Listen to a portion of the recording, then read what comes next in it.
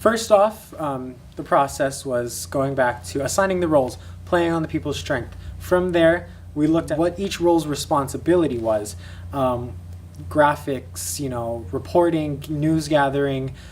So coming into today with those roles in mind and responsibilities, we set up, stuck to our plan, and the anchor, in this case it was me, it kind of served as the anchor point for not just the show, but like the entire operation.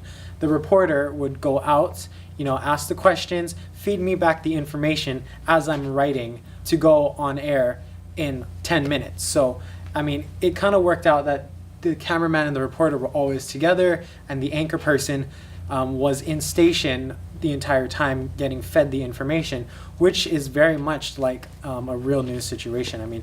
The anchors usually stay in studio, work on the show, and the reporters gather the news, feed it back to the station.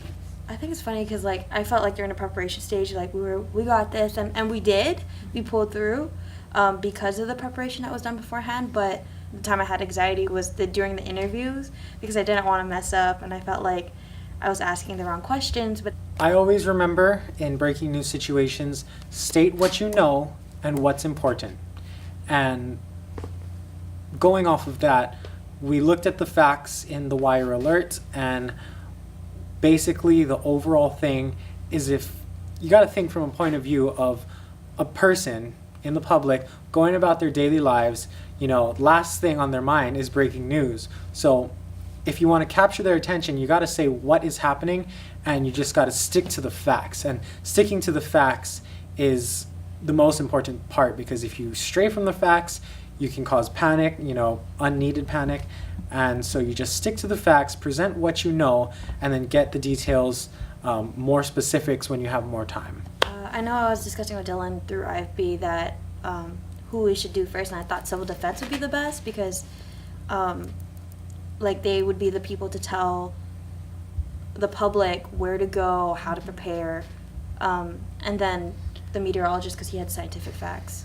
And what was interesting too is we prioritized these people in our heads, but to hear what our teacher said about we should have gone to the governor first, that kind of threw me off guard, because yes, the governor is important, but at the same time, he's not the one forecasting what's happening. And I'm the kind of person who likes to go to a source that knows exactly what is happening. And so in my head, that's the meteorologist, that's the civil defense who is issuing the orders. But I guess we could have moved the governor up. When we had that debrief, they gave critique, and at first I was kind of like, oh my god, I did yeah, and I was like, oh man, I did so terrible, that's me, and I did that.